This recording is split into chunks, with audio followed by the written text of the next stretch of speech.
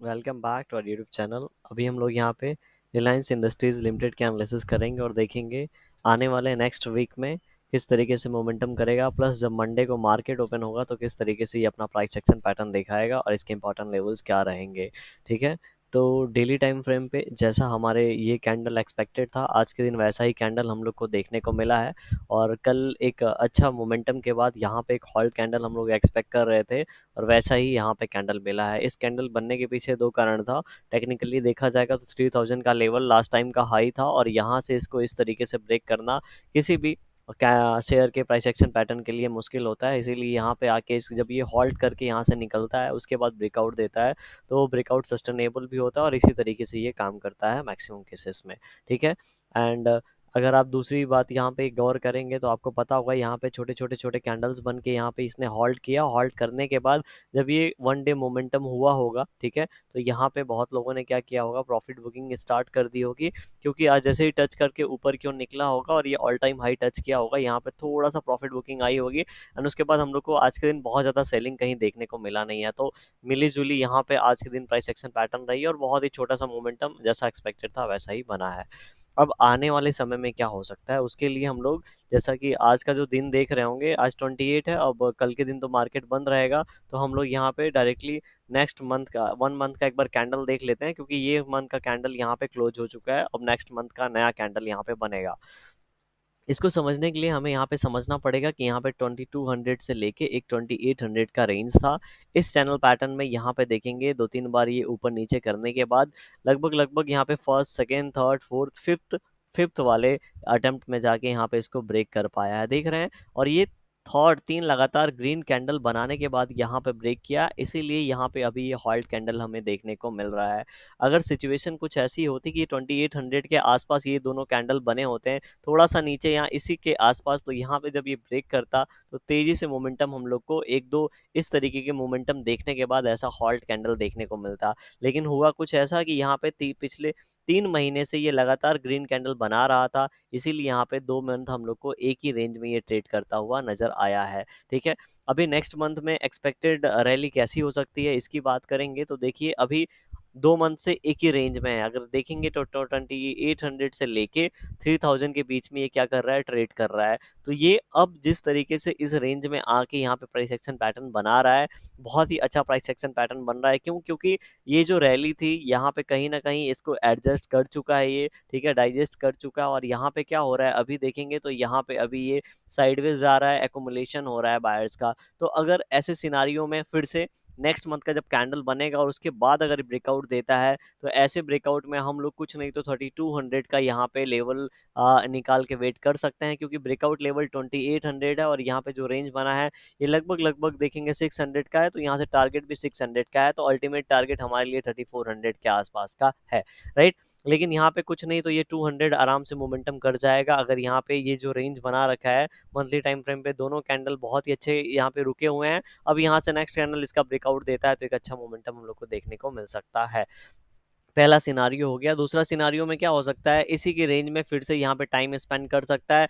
हो सकता है तीसरे मंथ में भी इसी के अंदर कहीं ना कहीं ये टाइम स्पेंड कर दे और थर्ड मंथ में भी हमें इस रेंज का ब्रेकआउट या ब्रेकडाउन देखने को नहीं मिले। ठीक है। ऐसे सिनारियो में हमें कुछ नहीं वेट करना पड़ सकता है। ठीक है।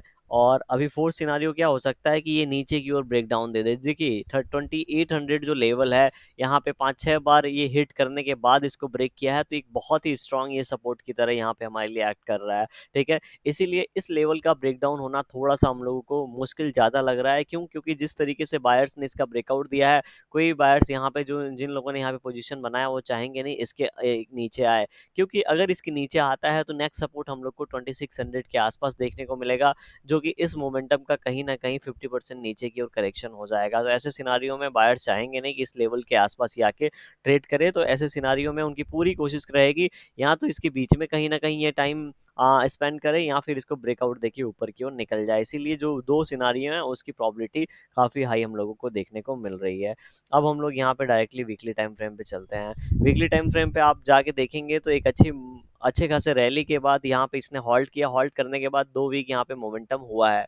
जैसा कि मैंने आपको बताया था 2 वीक मोमेंटम हुआ है, लेकिन 2 वीक मोमेंटम में एक चीज़ हम लोग को ध्यान देना है कि यहाँ पे ऑलरेडी ये टाइम स्पेंड कर चुका है, ठीक है। तो नेक्स्ट वीक में अगर कोई कैंडल बना के ये जो ऑल टाइम हाई लगा हुआ है ये ब्रेकआउट देता है, तो ये प्रोबेबिलिटी है कि 3100 के आसपास जाके नेक्स्ट वीक में हम लोगों को क्लोजिंग मिले। कितना?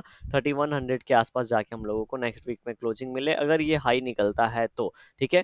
क्योंकि क्या हो सकता है, यहाँ से अगर जाता है और यहाँ से फिर टकरा के फिर से नीचे की ओर आ जाता है, तो ये मान के चलेंगे इसी रेंज में ये कहीं ना कहीं जाके हम लोग को क्लोजिंग दे देगा। लेकिन अगर ये हाई निकालता है तो मोस्ट प्रॉब्ली बहुत से लोगों के पास ये एसएल हो गया होगा, इन लेवल में जो भी होगा पोजीशन ऐड हो रहा होगा और ऊपर के टारगेट के लिए वो वेट कर रहे होंगे, ठीक है। तो जब भी हमारे पास एक एग्जैक्ट एसएल होता है तो बहुत से लोग पोजीशन बनाते हैं और ऊपर के टारगेट के लिए वेट करते हैं। तो यहाँ पे अगर हाई यहाँ पे ब्रेक होता है तो हम लोग ऊपर की प्लानिंग करेंगे, अदरवाइज अगर यहाँ पे छोटे छोटे एक दो कैंडल बन जाते हैं तो हम लोग यहाँ पे वेट आराम से कर सकते हैं, क्योंकि छोटे छोटे कैंडल बनने का मतलब है बायर्स का यहाँ पे अच्छा खासा दबाव है, इसीलिए इस लेवल को होल्ड कर रहे हैं, और सेलर्स का अच्छा दबाव नहीं है, इसीलिए यहाँ पे ज़्यादा सेलिंग नहीं हो रही है। तो ऐसे सिनारियो में बाद में ब्रेकआउट देगा तो एसएल हमारा कम हो जाएगा और टारगेट हमारे लिए बड़ा यहाँ पे दिख रहा है, ठीक है। तो इस तरीके से यहाँ पे ये मोमेंटम कर सकता है। अब हम मंडे की बात कर लेंगे डायरेक्टली। तो जैसा कि हमने कल एक चीज़ आपको डिस्कस किया था, हम लोगों के लिए कल ध्यान देने वाली ये बात है कि अच्छा खासा मोमेंटम होके यहाँ पे हॉल्ट ऑलरेडी कर चुका है, ठीक है। तो अगर ये यहाँ से ऊपर निकलेगा तो ज़्यादा मोमेंटम नहीं दे पाएगा, मैंने आपको ऑलरेडी बताया था, ज़्यादा से ज़्यादा 3020, उसके बाद ये नीचे आ जाएगा, क्योंकि क्लोजिंग ऑलरेडी एक दिन में मोमेंटम हो चुका है, तो यहाँ पे क्लोजिंग कहीं ना कहीं इसी लेवल के आसपास मिले। लेकिन जैसा हमने एक्सपेक्ट किया था उससे थोड़ा ज़्यादा नीचे क्लोजिंग हम लोग को मिला है, ये लेवल ब्रेक डाउन होगा तो मैंने बताया था 60 के आसपास रुक सकता है, और 60 के आसपास रुका है। अभी आप देखेंगे ऊपर हमारे पास एक रेंज हो गया है, तो ये लेवल जो है, ये लेवल हम लोग यहाँ पे देख लेते हैं कितना है। ये लेवल लगभग लगभग 3015 के आसपास का जो ब्रेकआउट लेवल है, ये हम लोग मान के चलेंगे। 3000 वैसे 11 का लेवल है, तो जब तक ये ऊपर की ओर नेक्स्ट मंडे को ब्रेकआउट देगा तब हम लोग मान के चलेंगे ये 30 का लेवल हम लोग को दिखाएगा, और 30 का लेवल हो सकता है ऐसे सिनारियो में दिखा दे। लेकिन अगर ये इस बीच ओपन होता है तो ये जो 60 का लेवल है अगेन एक सपोर्ट की तरह एक्ट करेगा, और हो सकता है हम लोग को क्लोजिंग इसके अंदर ही कहीं ना कहीं मिल जाए। लेकिन इस लेवल के आसपास ओपन होके, ठीक है, 2-3 कैंडल यहाँ पे टाइम स्पेंड करके अगर इसको ब्रेक करता है तो ऐसे सिनारियो में 40 का लेवल भी हम लोग को दिखा सकता है। इस लेवल के आसपास ये ज़्यादा टाइम स्पेंड कर रहा है, मतलब यहाँ पे जो है, ठीक है, ये हो सकता है नीचे वाले लेवल्स हम लोग को दिखा दे, लेकिन इस लेवल के आसपास ज़्यादा टाइम स्पेंड नहीं किया, टच करके तुरंत ऊपर की ओर निकल गया, मतलब ये इसके बीच क्लोजिंग देगा, आने वाले समय में हम लोग को ऊपर की ओर ब्रेकआउट मिल सकता है। तो रिलायंस इंडस्ट्री ऐसा सिनारियो दिखा सकता है, ऐसा प्राइस एक्शन पैटर्न दिखा सकता है। कोई भी डिसीजन के पहले आपको खुद की एनालिसिस जरूर करनी है। बस वीडियो पसंद आया होगा तो लाइक कर दीजिएगा, चैनल पे नए होंगे सब्सक्राइब कर सकते हैं आप। Thank you for watching this video.